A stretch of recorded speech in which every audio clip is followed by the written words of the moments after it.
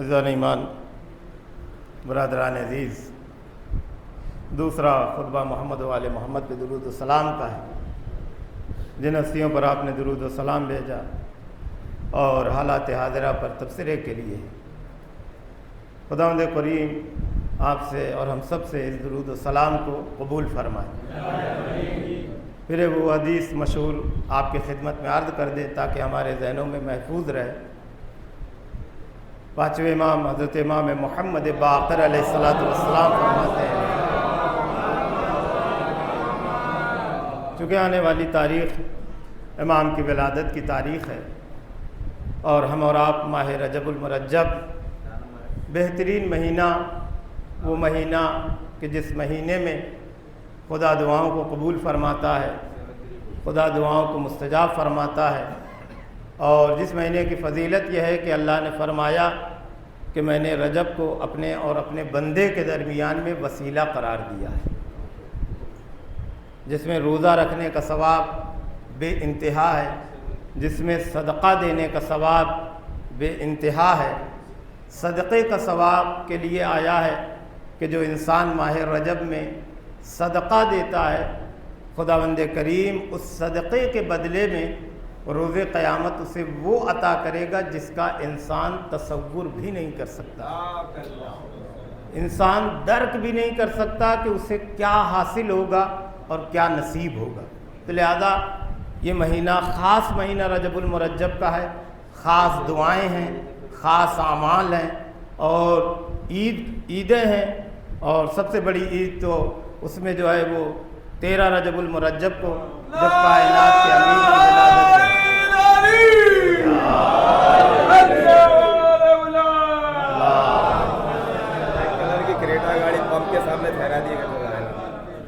اور اس کے علاوہ بھی بہت ساری فضیلتیں ماہ رجب المرجب کی ہیں، انشاءاللہ آئندہ جمعے میں آپ کی خدمت میں عرض کریں گے۔ آج جو سوچ کے آیا تھا وہ نماز اور مسجد کے کچھ احکامات کو آپ کی خدمت میں پیش کرنا ہے۔ مسجد کی میں بیٹھنا، بیجا بیٹھنا وہ بھی جائز نہیں ہے، مسجد میں سونا وہ بھی مکروہ ہے۔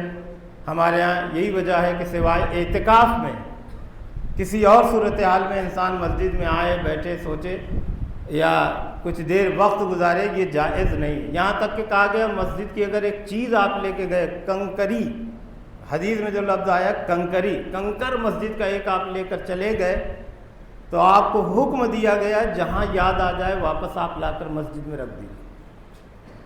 ایک کنکر کو کوئی انسان اٹھا نہیں سکتا ہے، اپنی ذاتی استعمال کے لیے مسجد کی کوئی چیز استعمال نہیں ہو سکتی۔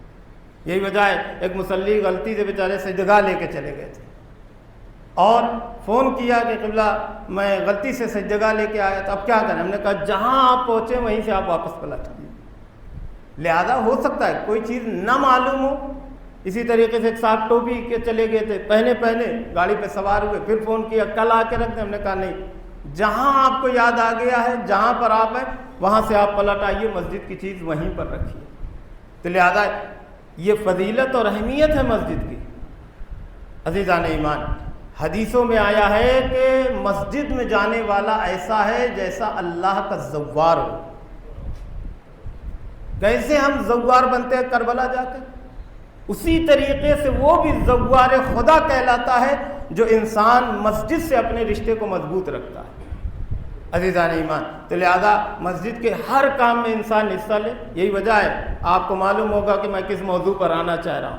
تعمیر کا کام چل رہا ہے، کوشش کریں کہ مسجد میں تعمیر میں حصہ لیں اور جتنا بھی کر سکتے ہیں آپ۔ میں یہ نہیں کہہ رہا ہوں کہ انسان ایک مشت کچھ نہ کچھ دے، نہیں، جتنا انسان دے سکتا ہے، اگر ایک اینٹ کے ذریعے سے، ایک بوری سیمنٹ کے بھی ذریعے سے انسان کر سکتا ہے تو کوشش کرے کہ مسجد میں کرے، اور جب تک وہ موجود رہے گی، جب تک وہ اینٹ باقی رہے گی، جب تک وہاں ذکر خدا ہوتا رہے گا، جب تک نماز ہوتی رہے گی، جب تک یاد خدا کے جلسے اور مجلسیں منعقد ہوتی رہیں گی، انسان کو اجر و ثواب پہنچتا رہے گا۔ لہذا ایسے کاموں میں جو ثواب جاریہ کی صورت میں ہو، انسان کو اس میں بڑھ چڑھ کر حصہ لینا چاہیے۔ ایک صلوات پڑھ دے بر محمد و آل محمد۔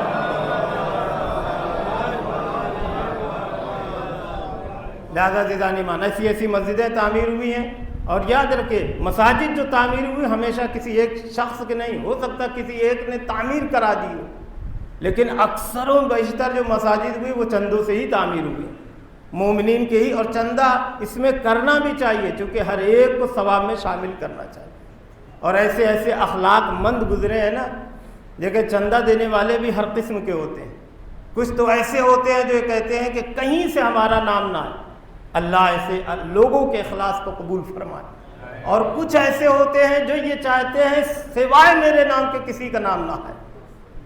تو لہذا کوشش کریں کہ ایسے خاموشی سے آپ اس ثواب کو، اس کام کو انجام دیں۔ ایسے ایسے مومنین گزرے ہیں اس طریقے سے، ایسے مشکلات میں انہوں نے چندے کے ذریعے سے مساجد تعمیر کرائی ہے، علمی درسگاہ تعمیر کرائی، AMU آپ علی گڑھ مسلم یونیورسٹی آپ دیکھیں کس طریقے سے وہ تعمیر کرائی گئی۔ ایسی ایسی مساجد ایک عالم دین کے لیے ملتا، بڑے اخلاق مند تھے، وہ مسجد کی تعمیر کر رہے تھے، سب نے کچھ نہ کچھ دیا۔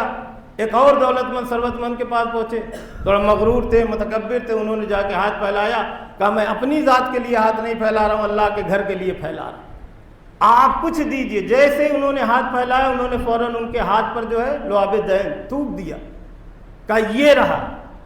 تو دیکھیں اگر کوئی عام انسان ہوتا تو اپنی ذات پر لے لیتا، لیکن عالم جو ہوتا ہے وہ عالم ہی ہوتا ہے اگر وہ اپنے علم پر عمل کرنے والا ہو۔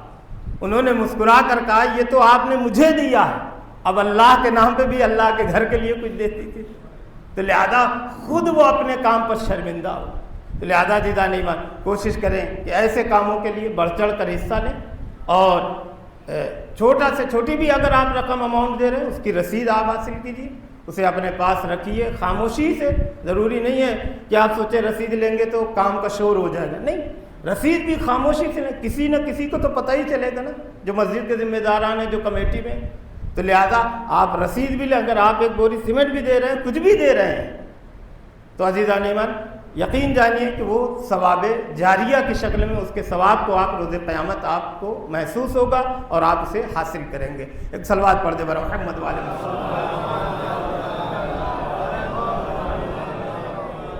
عزیزان ایمان۔ دوسری گفتگو یہ کرنی ہے، نماز جماعت میں بہت سی چیزوں کا ہمیں خیال رکھنا چاہیے۔ نماز میں سب سے پہلے یہ کہ صفوں کو مرتب رکھنا چاہیے اور صفوں کو منظم رکھنا چاہیے، نہ یہ کہ کوئی انسان پیچھے کھڑا ہو، نہ یہ کہ کوئی انسان تھوڑا سا آگے بڑھ جائے، ایک نظر دیکھ لے کہ جب صف مرتب ہو رہی ہے وہ برابر ہے کہ نہیں۔ نماز جماعت میں کچھ ایسے کام ہیں کہ جو ثواب رکھتے ہیں، مستحب ہے، لیکن نماز جماعت میں وہ ساقط ہو جاتے ہیں۔ مثلا جب تکبیر کہے تو یہ ہاتھ کھلا ہونا چاہیے، اللہ اکبر، لیکن اب نماز جماعت میں ہم اس کو پورا کھول نہیں سکتے ہیں، اب آپ اس کو اس طریقے سے کہیے اللہ اکبر، اس لیے کہ اگر آپ نے ایسے کیا تو دوسرے کو تکلیف ہوگی۔ تو لہذا جب نماز جماعت میں ہم نماز کو ادا کر رہے ہیں تو اس طریقے سے ان چیزوں سے بچنے کا اور پرہیز کرنے کا حکم دیا گیا۔ اسی طریقے سے سجدے میں بھی بسا افراد اس طریقے سے سجدے میں جاتے ہیں، ہاتھ کھلا ہونا چاہیے، لیکن نماز جماعت میں اس چیز سے بچنا چاہیے، اس لیے کہ آپ ایسے کریں گے تو دوسرے کے حصے میں آپ چلے جائیں اور دوسرے کو تکلیف ہوگی۔ نماز میں کسی کو تکلیف نہیں پہنچانا ہے، نماز کے ذریعے سے قرب الہی کو ہمیں اور آپ کو حاصل کرنا ہے۔ تو لہذا سجدے میں بسا اوقات ایسے لوگ سجدہ کرتے ہیں، تو ان چیزوں سے بھی کوشش کریں کہ اپنے حصے کو جو یعنی یہ ہے اس کو سامنے رکھیں، کہیں ایسا نہ ہو کہ دوسرا سجدے میں جائے تو اسے تکلیف ہو، اس سے ٹچ ہو۔ تو لہذا ان چیزوں سے بھی ہمیں اور آپ کو بچنے کی ضرورت ہے۔ صلوات پڑھ دے بر محمد والے محمد۔